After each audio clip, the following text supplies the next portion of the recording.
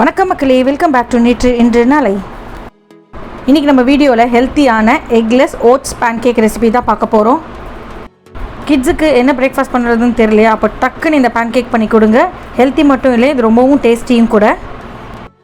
இந்த பேன்கேக் பண்ணுறதுக்கு தேவையான இன்க்ரீடியன்ட்ஸ் உங்கள் ஸ்க்ரீனில் வருது, நான் டிஸ்கிரிப்ஷன் பாக்ஸ்லையும் கொடுக்குறேன்.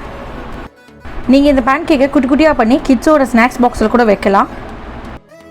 முதல்ல ஒரு பிளெண்டர் ஜாரில் ஒரு கப் ஓட்ஸ் சேர்த்து ஃபைனாக பொடி பண்ணிக்கலாம். நீங்கள் எந்த ஓட்ஸ் வேணாலும் யூஸ் பண்ணிக்கலாம். ஓட்ஸ் பொடியானதுக்கப்புறம் அதே பிளெண்டர் ஜாரில் அரை கப் கோதுமை மாவு சேர்த்துக்கோங்க. இப்போ இந்த ஓட்ஸ் மாவு கோதுமை மாவு கூட நான் ஒரு பெரிய வாழைப்பழத்தை சாப் பண்ணி சேர்த்துக்கிறேன். இது கூடவே ஒரு 1.5 டேபிள் ஸ்பூன் கட்டி தயிர் சேர்த்துக்கலாம். ஒரு 1/4 கப் பாலும் சேர்த்துக்கோங்க. இனிப்புக்கு 3 டேபிள் ஸ்பூன் ப்ரௌன் சுகர், அதாவது நாட்டு சர்க்கரை, இல்லைனா 3 டேபிள் ஸ்பூன் வெள்ளை பொடி சேர்த்துக்கோங்க. இது எல்லாத்தையும் ஒன்றா சேர்த்து நம்ம பிளெண்ட் பண்ணி எடுத்துக்கலாம். ட்ரெடிஷ்னல் பேன்கேக் ஃப்ளேவருக்காக நான் 1 டீஸ்பூன் வெனிலா எசன்ஸ் சேர்த்துருக்கேன். இது நல்லா கெட்டியாக இட்லி மாவு பதம் வரதுக்காக நான் கொஞ்சமாக தண்ணி சேர்த்து நல்லா பிளெண்ட் பண்ணிக்க போகிறேன். ஃபேட் எலிமெண்ட்டுக்காக ஒரு 2 டேபிள் ஸ்பூன் எண்ணெய் சேர்த்துக்கலாம். நீங்கள் வாசனை இல்லாத எந்த எண்ணெய் வேணாலும் சேர்த்துக்கலாம். இப்போ இது எல்லாத்தையும் ஒன்றா பிளெண்ட் பண்ணிவிட்டு ஒரு பவுலுக்கு ட்ரான்ஸ்ஃபர் பண்ணிக்கோங்க. ட்ரான்ஸ்ஃபர் பண்ணதுக்கப்புறம் 1 டீஸ்பூன் பட்டை பொடி, 1 டீஸ்பூன் பேக்கிங் பவுடர் சேர்த்து நம்ம நல்லா மிக்ஸ் பண்ணிக்க போகிறோம். மாவோட பதம் பார்த்திங்கன்னா கிட்டத்தட்ட இட்லி மாவு பதத்தில் தான் இருக்கணும், ரொம்ப ரன்னியாக இருக்கக்கூடாது.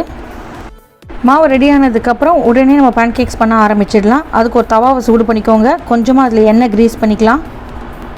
நீங்கள் எண்ணெய்க்கு பதிலாக நெய்யோ வெண்ணெயோ கூட யூஸ் பண்ணிக்கலாம். இப்போ நம்ம ரெடி பண்ண மாவுலேருந்து ஒரு கரண்டி எடுத்துகிட்டு லைட்டாக அப்படியே தவாவை நீங்கள் ஷேக் பண்ணிங்கன்னா போதும், அது அப்படியே பரவிடும். ரொம்பவும் தின்னாக இருந்தால் அது கிரிப்ஸ் மாதிரி ஆகிடும். ரொம்பவும் திக்காக இருக்கக்கூடாது. ஒரு மீடியம் திக்னஸ்க்கு பண்ணி எடுத்துக்கிட்டிங்கன்னா உங்களுக்கு சீக்கிரமாக ஈவனாக வெந்துடும். இப்போ இந்த பேன்கேக்கோட ஓரங்களில் 1 டீஸ்பூன் எண்ணெய், வெண்ணெய் இல்லைன்னா நெய் சேர்த்துக்கலாம். நம்ம நாட்டு சக்கரை சேர்த்துருக்கிறதுனால சீக்கிரமாக ப்ரௌன் ஆகிடும், அதனால் ஃப்ளேமை ஸ்லோவில் வச்சுக்கோங்க. அடிப்பக்கம் ப்ரௌன் ஆனதுக்கப்புறம் திருப்பி போட்டு மேல் பக்கமும் ப்ரௌன் ஆகிற வரைக்கும் நம்ம வேக வச்சு எடுத்துக்கலாம். இப்போ உங்களுக்கு பார்த்தாலே தெரியும் பேன்கேக்ஸ் பயங்கர சாஃப்டாக இருக்குது. ட்ரெடிஷ்னலாக பேன்கேக்ஸ் பார்த்தீங்கன்னா மைதா வச்சு பண்ணுவாங்க, ஆனால் நம்ம அதை ஹெல்த்தியாக ஆக்கிறதுக்காக ஓட்ஸ் அண்ட் கோதுமை மாவு வச்சு பண்ணியிருக்கோம். கூடவே கொஞ்சம் வாழைப்பழமும் சேர்த்துருக்கிறதுனால நம்ம கிட்ஸுக்கு தாராளமாக கொடுக்கலாம். 2 பக்கமும் நல்லா ப்ரௌன் ஆனதுக்கப்புறம் சர்விங் பிளேட்டுக்கு மாற்றிடுங்க. பேன்கேக்ஸை முடிஞ்ச அளவுக்கு சூடாக சர்வ் பண்ணுங்கள். சர்வ் பண்ணுறதுக்கு முன்னாடி இந்த மாதிரி சாக்லேட் சிரப்போ இல்லைனா ஹனி இல்லைனா மேப்பிள் சிரப் சேர்த்துட்டு சர்வ் பண்ணிங்கன்னா சாப்பிட்றதுக்கு நல்லாயிருக்கும். நம்ம பேட்டரில் ரொம்ப ஸ்வீட் சேர்க்காததுனால நம்மளுக்கு ஸ்வீட்னஸ் நம்ம மேலே சேர்க்குற டாப்பிங்ஸ்லேருந்து தான் கிடைக்கும். இந்த சாக்லேட் சிரப்பும் ஹனியும் சேரும்போது உங்களுக்கு நல்ல ஒரு கேரமலைஸ்ட் பட்டர் ஸ்காட்ச் ஃப்ளேவர் கிடைக்கும். உங்களுக்கு வேணும்னா நீங்கள் இதில் ஸ்கிப் பண்ணிவிட்டு மேலே ஃப்ரெஷ் ஃப்ரூட்ஸ் சாப் பண்ணி போட்டுட்டு சாப்பிட்லாம். ஃப்ரூட்ஸ்லேருந்து உங்களுக்கு ஸ்வீட்னஸ் கிடைக்கும். இது மேங்கோ சீசனுங்கிறதுனால நான் மேங்கோஸை ஸ்கூப் அவுட் பண்ணிவிட்டு பேன்கேக்ஸோடு சர்வ் பண்ணியிருக்கேன்.